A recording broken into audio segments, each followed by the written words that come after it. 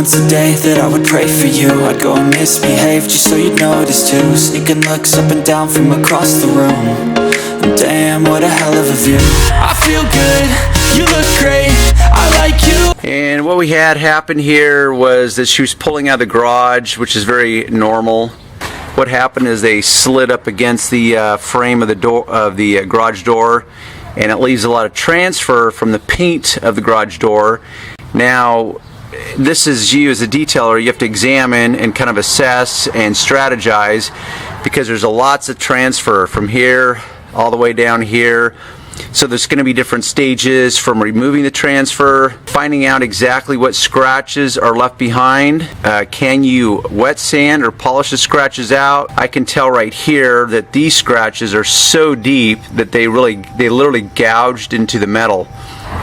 So what I'm going to do is I'm going to deal with this transfer. I'm going to test a few products, chemicals, techniques. We'll see what works. Now, because the paint the transfer paint is so thick, because normally what I could do on some of these areas that are less thick, like right here, there's a spot of transfer. This transfer literally is about as thick as I've ever seen. So I break out the lacquer thinner. Now I know many of you are going to go on to freak out mode because you think that that's going to absolutely destroy the paint. So what I do is I'm just lightly removing the transfer, and because this is house paint, which is vastly different than car clear coat, it breaks this down very easily. Use this at your own risk. What I do is I remove this paint and then I check, because I could also use acetone. Acetone would take this off as well. But if I rub with acetone long enough, it will start to soften some of the clear coats. Not every clear coat is created equal, so you have to test, but use it at your own risk. So in case you are too fearful to go this method, this is my rubbing alcohol. It's a 50-50 blend, but I mix this with half distilled water, half rubbing alcohol.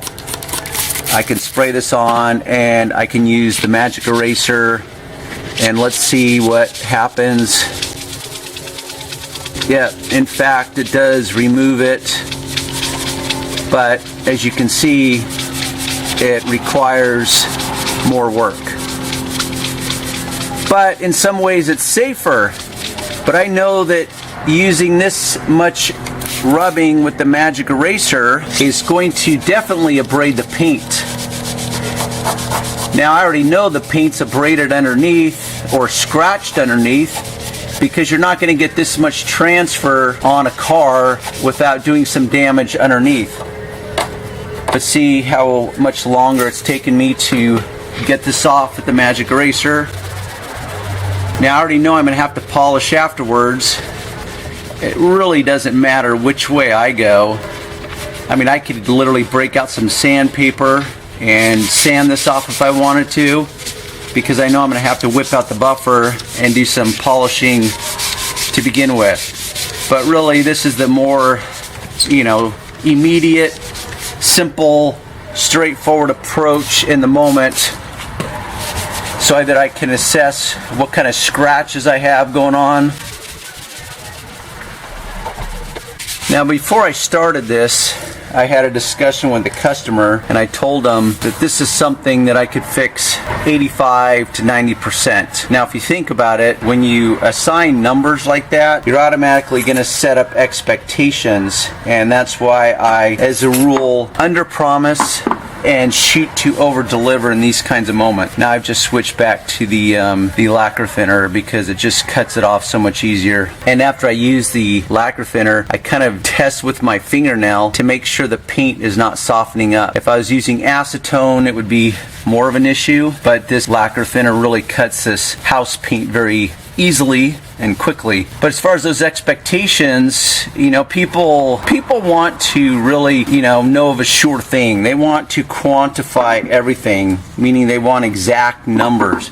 Okay, what is this exactly going to cost me? But those are a lot of things that there's just too many unknowns. There's too many variables here. Unless it's body shop, and I'm at a body shop, and now I'm going to tell the customers, like, yeah, we're going to sand down this whole area. We're going to respray it, and it will essentially be perfect. But that's not the case. we're not doing that. And that's going to cost a lot more than what I'm charging. I'm charging 150 bucks, and for some people that's worth it to remove this. There's no downtime for them. In the context that I'm showing up to their house, they can be doing other things. They don't have to drop their car off the body shop. So at this point, I have removed all the transfer. Now it's going to be problem solving the different scratches. I'm going to do some wet sanding. The difficulty is you have all the nuances of this particular panel. We've got the door edge. We've got the body panel edge. These are all very vulnerable areas when it comes to color sanding and buffing. So, but the scratch extends all the way to the very edge. Now, if I was to sand this edge, I could sand just ever so lightly because it's an edge and it's so vulnerable. So what I do is I just accept the limitations, and I'm going to tape this off, do some sanding to remove as much of this abrasions. Obviously these heavy scratches, they're going to still remain. So this is where you just literally have to break it down section by section and think, okay, what are the limitations of this vulnerable area? We've got a slight character line of the fender that extends out here, that kind of bulges out. What are the limitations of this edge here? So I'm going to run a piece of tape here and just protect this edge so that when I run the sanding paper over it, it doesn't just literally burn and sand this edge right off. The better trade-off is to have a slight scratch that extends onto the edge, knowing that it's really unrealistic to think that I'm going to be able to fix that. And I already know I'm not going to be able to fix it 100% anyways. So I want to get these slight abrasions and protect this edge. I'm going to do the same thing with this edge. And I'm using this very thin tape. I can stretch it very tight and really stretch it to the round parts of the fenders if I need to. That way now I can just sand straight over this and know that I'm not going to burn through the edges. I've got my DA polisher and I'm using 3000 grit. It doesn't really need to be overly aggressive with this. I'm just going to use spray quick detailer. I'm going to do a visual inspection of my pad since I'm not getting it totally wet and I don't feel anything. Now I'm just going to saturate it. Set my DA at a rather low speed of 3.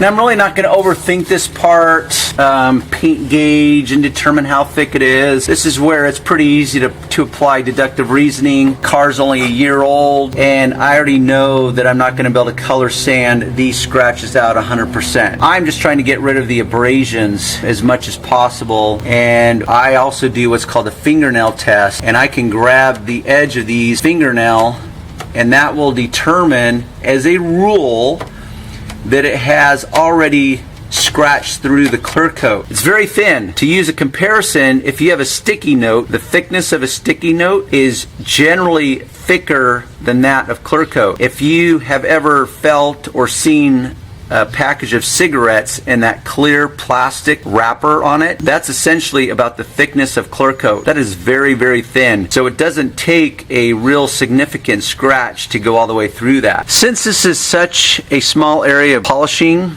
I'm not going to take the time to whip out the bucket washer. So in this case, I've got my dry pad. I simply use this synthetic nylon scrub pad to loosen up the fibers, break up any old fibers, foam. This way I know I've got a clean pad, and by clean what I mean is that there's no debris or anything that could have possibly rested on this and got stuck in it. So what I can do, and this is part of what's called seasoning your pad, is I'm going to take my quick detailer and I'm going to shoot it twice. That's it, just 2 times. And I'm going to basically rub it in.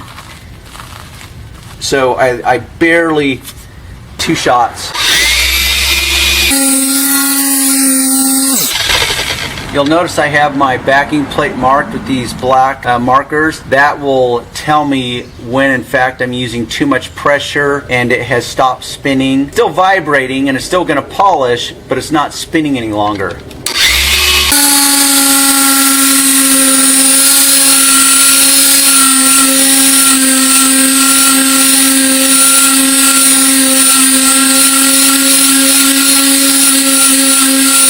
Just to show you, give you an idea, a reference point, how much polish I'm using. It's very minimal. There's about 7 little droplets on here.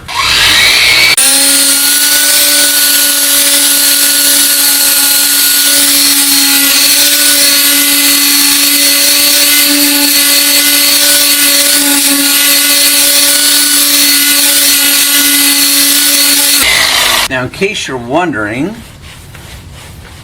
why I keep this tape on right now, that's because, once again, protecting the vulnerable areas. So if I sanded with this tape on, I know the sanding marks are stopping at that tape, and I'm going to need to polish more aggressively in order to remove those sanding marks, and I still want to protect these edges. Now that the sanding marks are completely removed, I can remove this tape, and then I can tap these areas with the buffer. Now I've already have a sufficient amount of polish on the pad from use, so each time it's going to require a little bit less and less polish to do the job I need to do. Now you see what happened there? That's a big no-no. You don't ever want to put polish directly on your pad and rub it straight over a seam. But I already know I'm going to have to open this door and polish on the inside of that lip, but you can see, like right there, excess of polish. I'm not a big fan of that.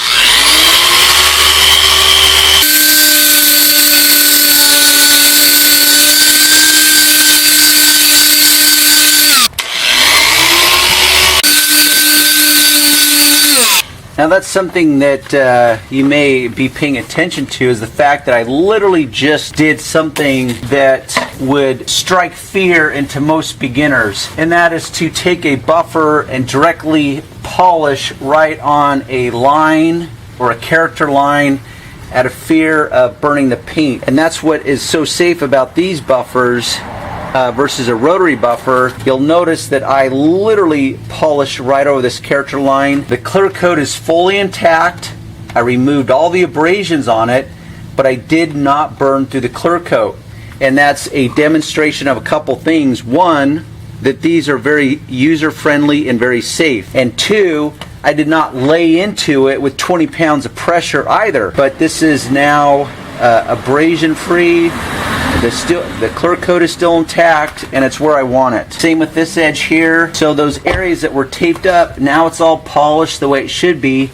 And at this point, now I can break out my touch-up kit and put some touch-up paint on this areas. Transfer has been removed. I've wet sanded, I've polished. This is the glory that remains. We've got these deep gouges that are literally gouged. They're not just scratched into the paint to the metal. This metal is literally gouged. That is deep. What I have is my kit. Many of you have asked. It's applied colors.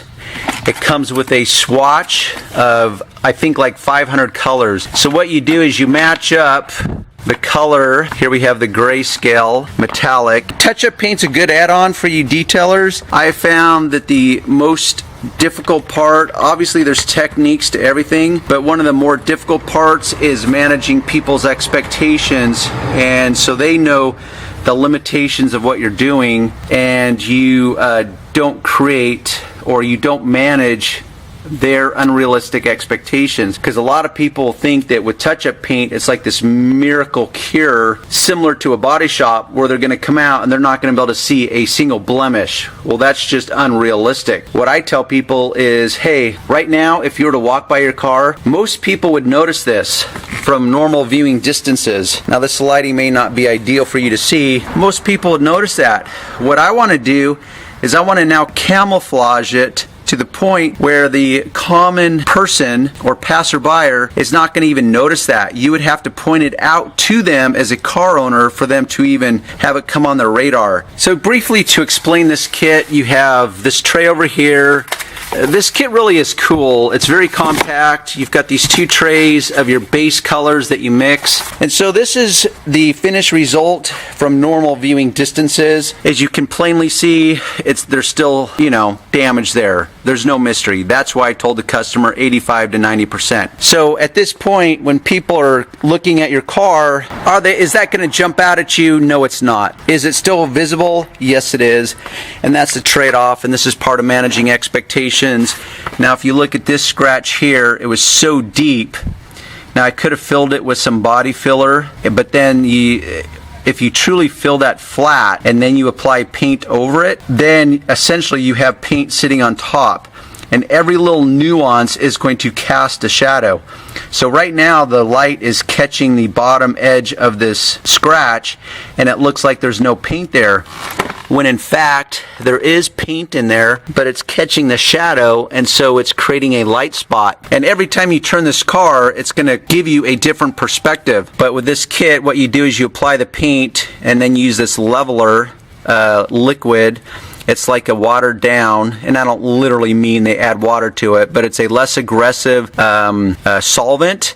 And what you do is you slide a pad across it, and it removes the paint that's on the surrounding edges, so it literally just sits within the scratch itself. So I'm going to apply just a spray visual enhancer on this. Officially, you're supposed to let this paint cure, so I'm not going to use a traditional wax on it, but that's my job to completion. So check out my website. I'll have some links to it, and of course, if you like the channel, subscribe. I'm constantly producing more and more videos.